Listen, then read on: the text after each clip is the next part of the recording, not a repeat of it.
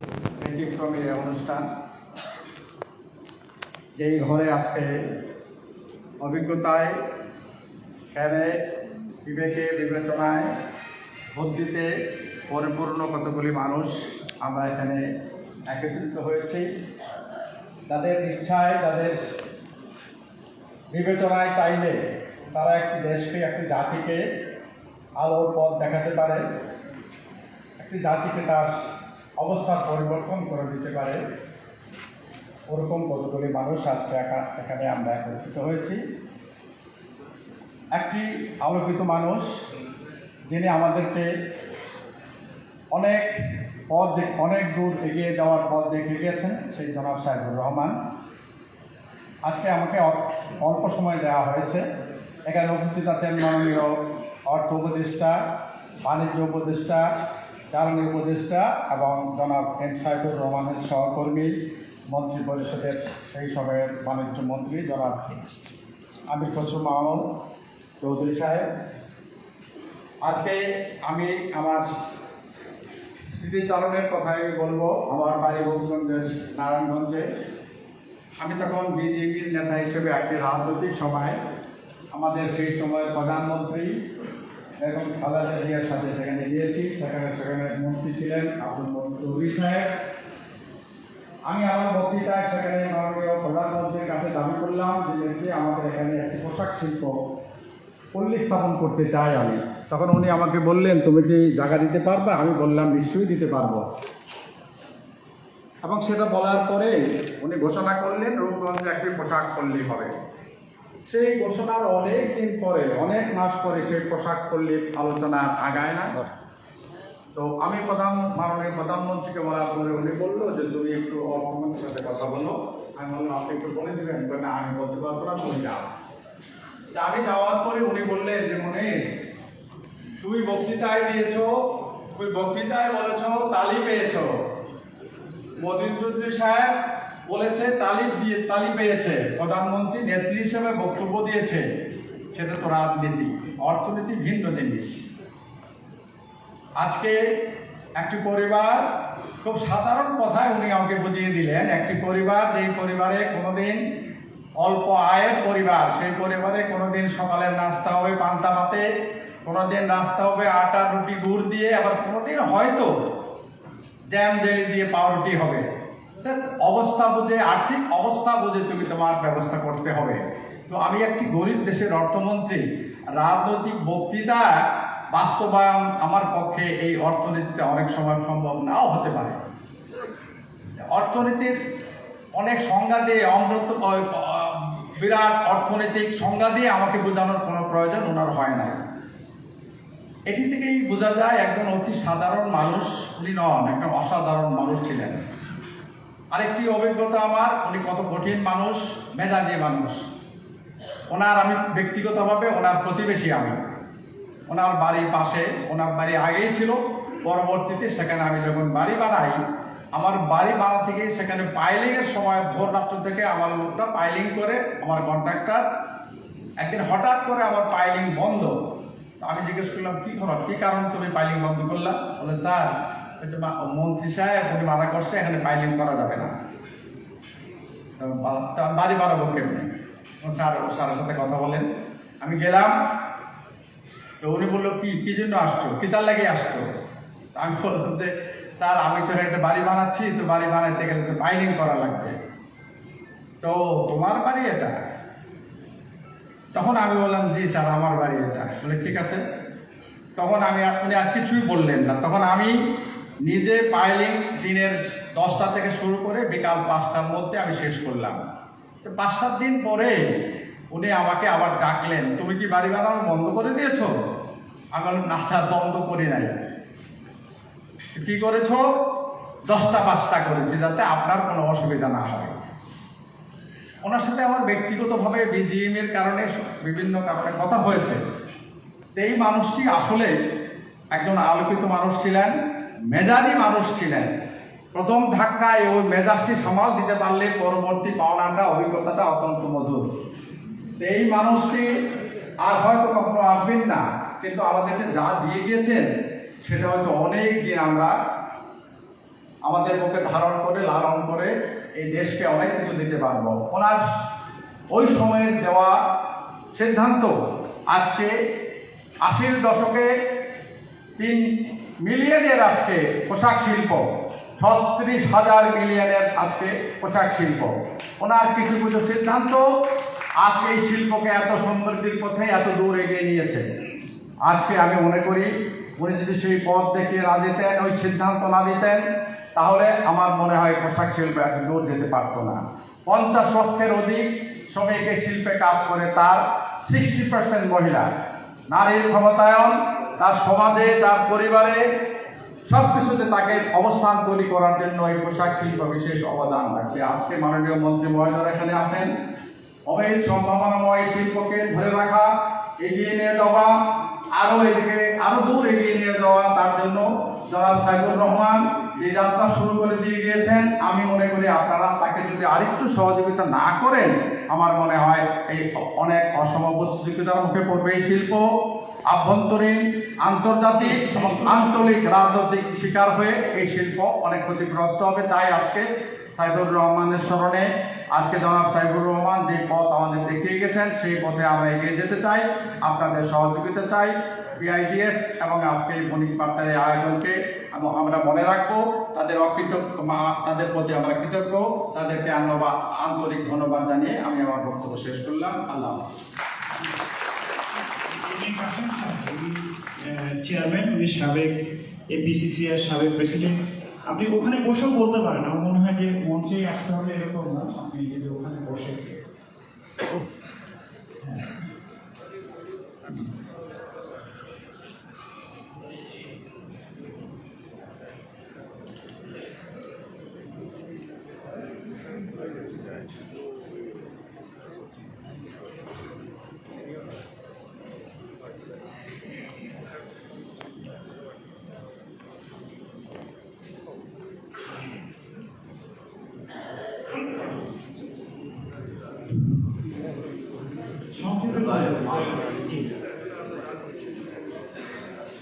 সম্মানিত সামনে বরিষ্ঠ গণপ্রজাতন্ত্রী বাংলাদেশ সরকারের উপদেষ্টাবৃন্দ, এই প্রতিষ্ঠানের এডিটর, উপস্থিত সুধীবৃন্দ, আসসালামু আলাইকুম।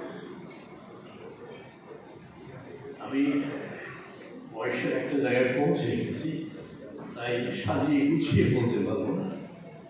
তবে মরহুম সাইফুর রহমানের সাথে আমার দীর্ঘ 50-55 বছরের ব্যবসা বাণিজ্যতে সুযোগ হয়েছিল, তা সব থেকে আমি নিজে যে একজন ঋণী, সে কথাটাই বলতে চাই।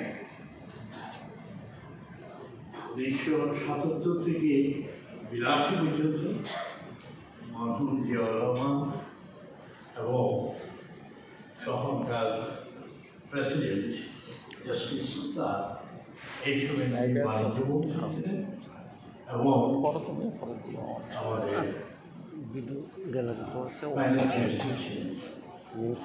আমি দীর্ঘ সময় বিভিন্ন প্রতিষ্ঠান, বিভিন্ন সমিতি এবং পরে ফেডারেশন চেম্বার অফ কমার্সের সাথে জড়িত থেকে আমরা বহু সময় বহু প্রবতারণার কাছে জড়িয়েছি। প্রথমে একটু আগে এক বক্তা বলল, উনি অত্যন্ত রাগান্বিত ছিলেন। প্রথমে রেগে যেতেন, পরে উনি যখন এটা উপলব্ধি করতেন, উনি পরে বলতেন আসুন সাহেব এটা করে দিন। সংক্ষেপে এই জন্য বলছেন যারা স্টোরিজ, ওনার সাথে আমি কতভাবে জড়িত ছিলাম এবং আমরা দেশ স্বাধীন হওয়ার পরে বহুবার ওনাকে বেসরকারি খাতে ব্যাংক দেওয়া বহুবার মনোবলে উনি রাজি হন নাই। এক পর্যায়ে আমাকে বলেছিলেন ব্যাংক কেন করবেন, তিনি ব্যাংক করেন। আমরা স্যার ব্যাংক করবো, ব্যাংক করলে বাংলাদেশের শিক্ষিত ছেলেগুলি চাকরি এবং সরকারের বিরাট অঙ্কের রেভিনিউ পাবে।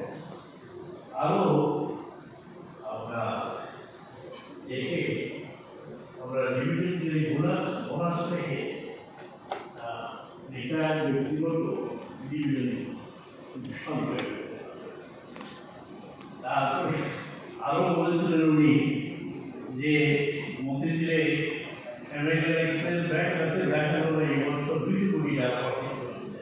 আপনারা পারবেন?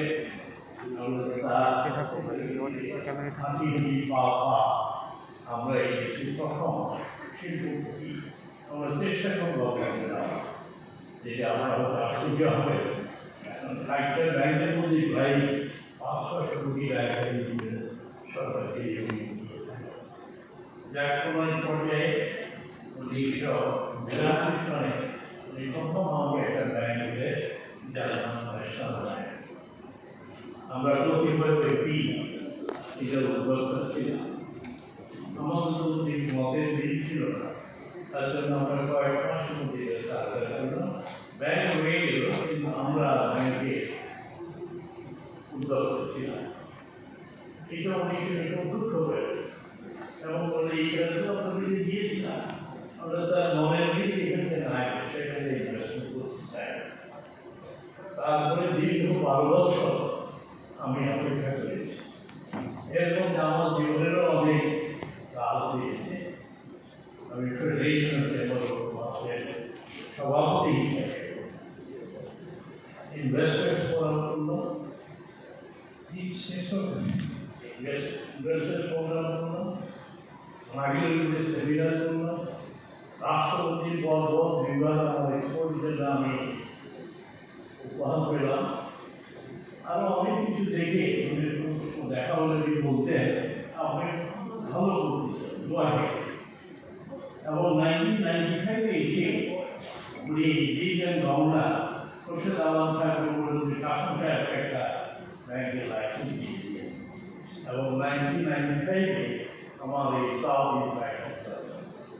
আমি কেন বলছি এ ম্যান যাকে বলতে পারি না, আজীবন তার কাছে ঋণী। এরকম ব্যক্তিত্ব সমাজে খুব কমই পাওয়া। একজন সৎ এবং সর্বদিক দিয়ে ওনার যে গুণগুলা আমি তার সাথে মিশে বুঝতে পেরেছি। আমার এই ব্যাংক বলেছিলেন এই কাসম সাহেবের মধ্যে কাজ করবেন। আমি যেহেতু মন্ত্রণালয় ছিলাম না, এই 12 বছর যে সমস্ত কাজ করেছে আই অ্যাপ্রিশিয়েট। এই যে মানুষের প্রশংসা করা সরকারি মুখ থেকে আশ্চর্য লাগবে। হ্যালো, জি শেষ করুন। আমি বক্তব্য দীর্ঘায়ী করবো না, খালি এই বলবো দোয়া করি একটা মহৎ ব্যক্তি যে আমাদের সেই করে গেছে, আল্লাহ তাকে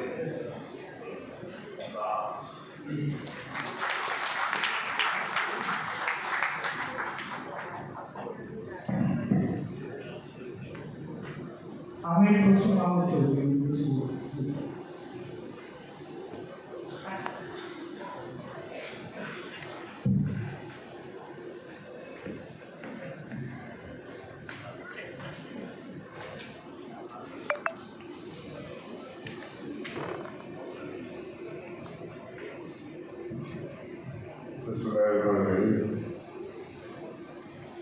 আসলে কমিটি বিভিন্ন কমিটির বক্তব্যের মধ্যে সবকিছু পরিষ্কারভাবে ফুটিয়ে দিচ্ছে।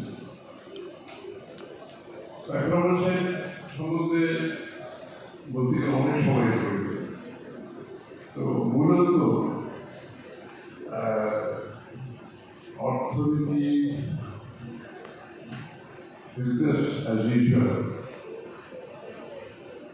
অবস্থাতে যখন অর্থনীতি চলে থাকে, সেখান থেকে টেক অফ করার জন্য আমাদের চ্যাম্পিয়নের দরকার হয়, বিভিন্ন চ্যাম্পিয়ন দরকার। Business as usual routine industry চালানো, সেটা একটা বিষয়। সাইকোলজির মধ্যে চ্যাম্পিয়ন, এবং এই চ্যাম্পিয়নদের কজ বাংলাদেশের মার্কেটের চ্যাম্পিয়ন, প্রাইভেট সেক্টরের champion, export led champion, politics of প্রোডাকশনের চ্যাম্পিয়ন। এগুলো পলিটিক্যাল ফিলোসফি, যে ডেভেলপমেন্টের যে পলিটিক্যাল ফিলোসফি বাংলাদেশটাকে একটা মার্কেট একদলীয় কমান্ড ইকোনমি থেকে এটাকে প্রি মার্কেট ইকোনমিতে নিয়ে আসা, এই কনসেপ্ট এবং বাংলাদেশের সকল মানুষের স্বার্থ সংরক্ষণ। উনি কিন্তু খালি বিজনেসের স্বার্থ সংরক্ষণ করেননি, ওরা কিন্তু অনেক সময় ব্যবসায়ীদের উনি ডিসঅ্যাপয়েন্টেড করেছে, ব্যবসায়ীরা কমপ্লেন করেছে, কারণ ওনার ডিসিশনের মধ্যে দেশের অর্থনীতি যেভাবে ছিল, দেশের মানুষের সাধারণ মানুষের জীবনযাপন, লাইভলিহুড জীবনযাপন, তাদের জীবনযাপন উন্নয়নেরটা সবসময় চিন্তা করতেন। একদিকে মার্কেট বাড়ছেন, মার্কেট করুন, অন্যদিকে কিন্তু যে লিফট আপ নিচের নিম্ন আয়ের মানুষ তাদেরকে তুলে আনা ওনার যে চিন্তা ছিল, সেটা এই যে মিক্সটা আমাদের আইদার দেখা যাচ্ছে একটা অলিগার্কি ইকোনমি হয়ে যায়, খালি ব্যবসায়ীদের ইন্টারেস্টে ইকোনমি চলতে থাকে, আবার শুধুমাত্র খালি সোশ্যাল ওয়েলফেয়ারের উপর বেসিস তো হয় না, তো ইয়ে very good mix of both এবং ওনার পরে এই ডিপেন্ডেন্স যে অর্থনীতি সেটার উপর সেটা খুব বেশি নির্ভরশীলতা সেটাও নিতে হয়। তারপর রিসোর্স মোবিলাইজেশনের ক্ষেত্রে ওনার যে ড্রাইভ, এবং আমার মনে হয় আপনি যদি ওই যেগুলোর কার্ডগুলো দেখেন তারপর দেখবেন যে রিসোর্স মোবিলাইজেশন কীভাবে হয়েছে। এই যে আমি একটু বলেছিলাম একটু আগে ফুড ফর এডুকেশন প্রোগ্রাম, যে সাধারণ মানুষের এনরোলমেন্ট বাড়ানোর জন্য, স্কুলের এনরোলমেন্ট বাড়ানোর জন্য, মেয়েদের এনরোলমেন্ট বাড়ানোর জন্য, মহিলা এম্পাওয়ারমেন্টের জন্য, এটা ওনার সবসময় উনি অল এনকম্প্রেসিং একটা ইকোনমি সবসময় চিন্তা করেছেন। এবং সবচেয়ে বড় কথা হচ্ছে যে বাংলাদেশের এই বড় ধরনের ট্রান্সফরমেশনাল চেঞ্জ আনার জন্য যে পেইনফুল ডিসিশন নেওয়ার সক্ষমতা, ক্ষমতা, overriding all the obstacles, he could take the painful decision, অনেকে বলেছেন আপনি।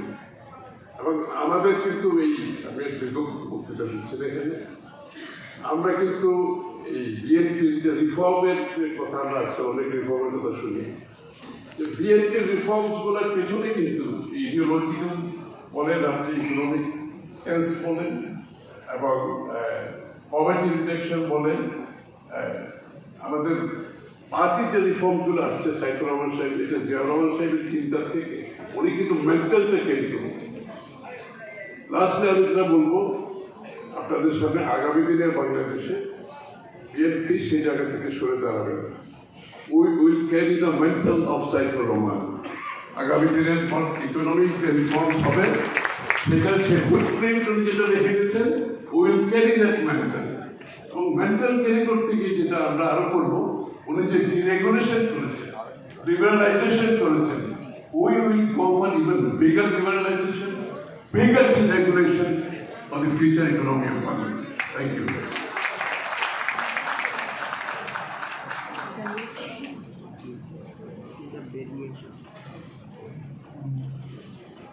মাননীয় বাণিজ্য উপদেষ্টা শেখ বশির থেকে আমরা চেষ্টা করবো 8:30 থেকে 15 মধ্যে শেষ করতে।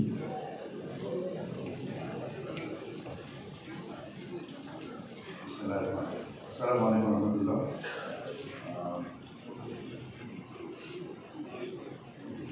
সাফির রহমান স্যার সম্বন্ধে বলার সক্ষমতা আমার নাই, to be very honest, candid, straight opinion.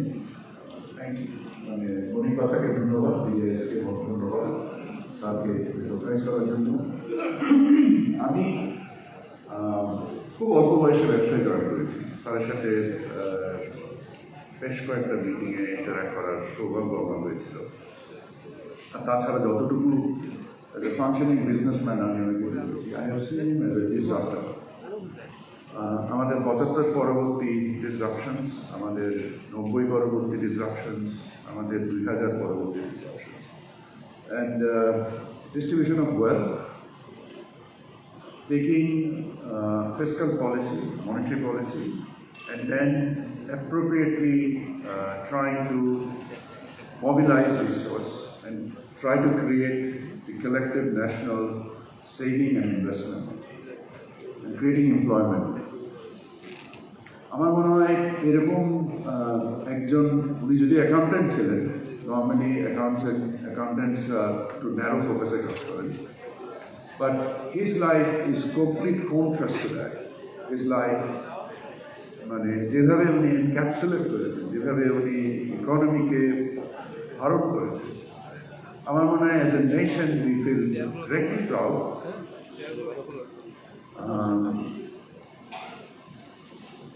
ওনার মতো একজন মানুষ আমরা পেয়েছিলাম, যে প্রজেক্টাইলে উনি আমাদের ইকোনমিকে সেট করেছিলেন।